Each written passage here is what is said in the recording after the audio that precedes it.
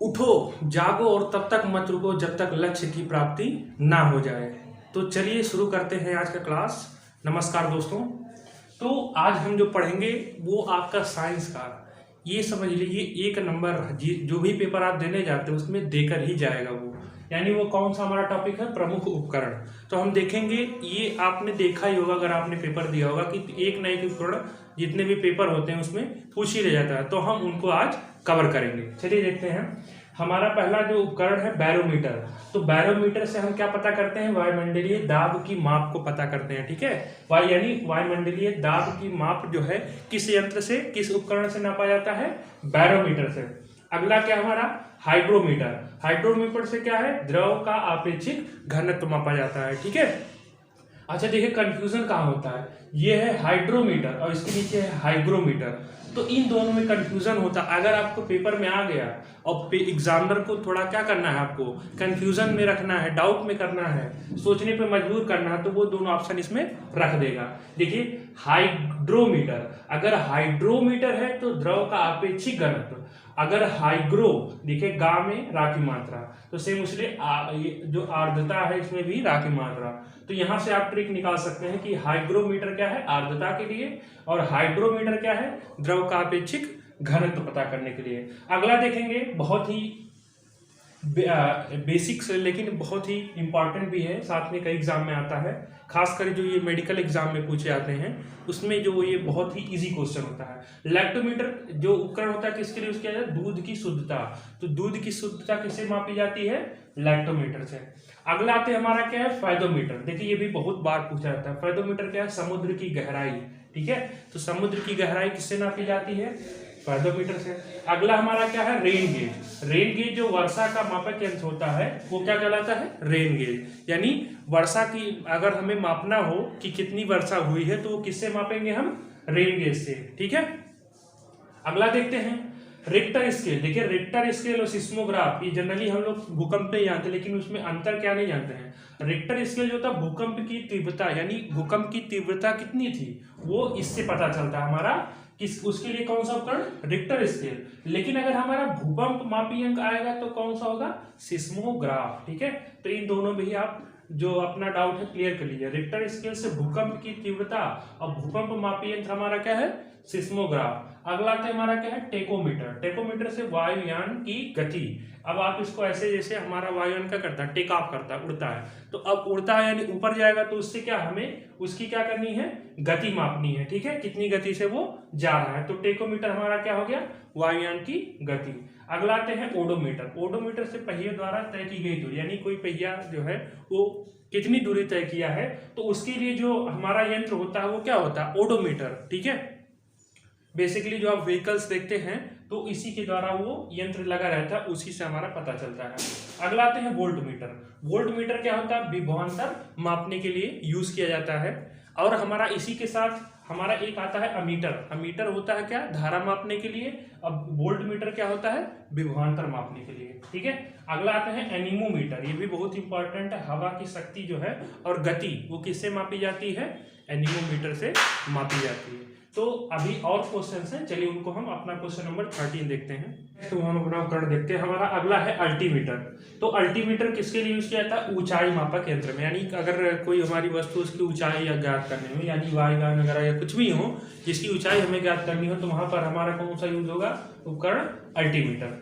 अगला मैंने कल शायद आपको बताया था लेकिन आज फिर से देख लीजिए, अमीटर। अमीटर क्या होता है, विद्युत धारा मापने में यूज किया जाता है। अच्छा, जो हमारा धारा होता है, धारा का मात्रक क्या होता है, धारा का मात्रक कमेंट सेक्शन में बताइए क्या होता है। चलिए हम अगला देखते हैं स्फिग्मोमैनोमीटर। देखिए स्फिग्मोमैनोमीटर जो होता है रक्त दाब मापने में यूज किया जाता है ये हमारा यंत्र। अगला देखते हैं स्टेथोस्कोप। स्टेथोस्कोप यानी जिसको आला भी बोलते हैं, हृदय और फेफड़ों की गति मापने में यूज किया जाता है।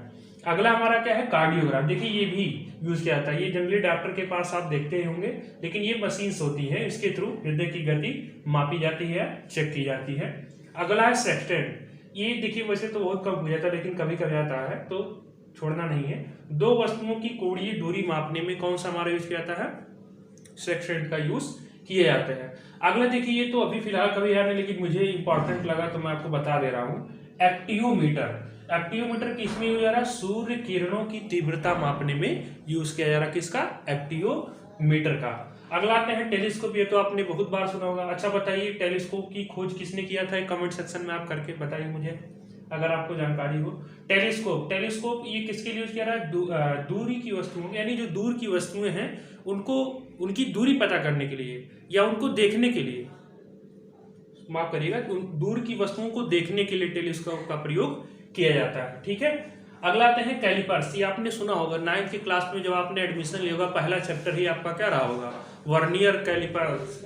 ठीक है। तो वही जो कैलिपर्स होता है ना, ये बेलनाकार जितनी भी वस्तुएं होती है उसके अंदर तथा बाहर के व्यास जो होते हैं ना, उसको पता करने के लिए कैलिपर्स का यूज किया। हमारा एक बहुत ही इंपॉर्टेंट टॉपिक बच रहा है, जो रेलवे, बैंकिंग या बहुत से जो एग्जाम रहते हैं उनमें मैक्सिमम बार पूछा गया है।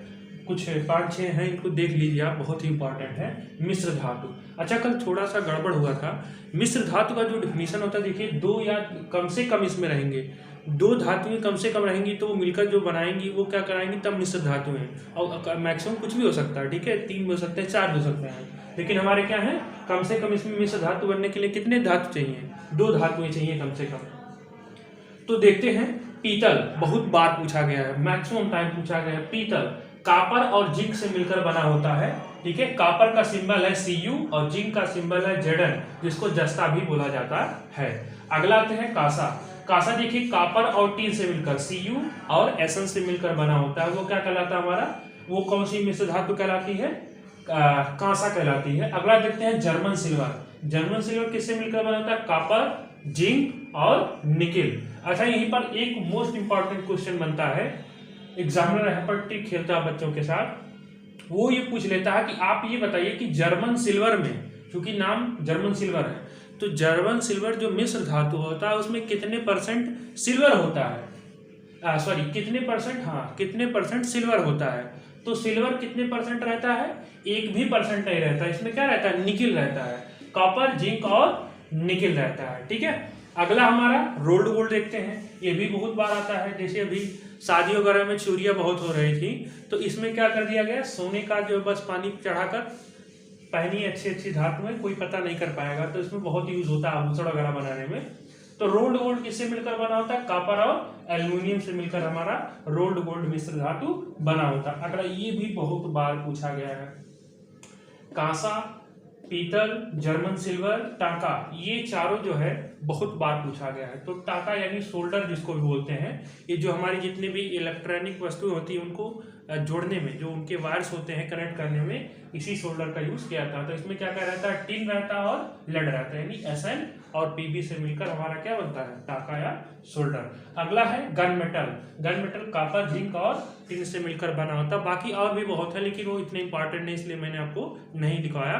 तो आपको क्या करना है, जितने भी आज उपकरण पढ़ाए गए और ये जितने भी 4, 5, 6 मिश्र धातुएं हैं, इनको अच्छी तरीके से अगर आप प्रिपेयर कर लेते हैं तो आपका 2 नंबर पक्का हो गया।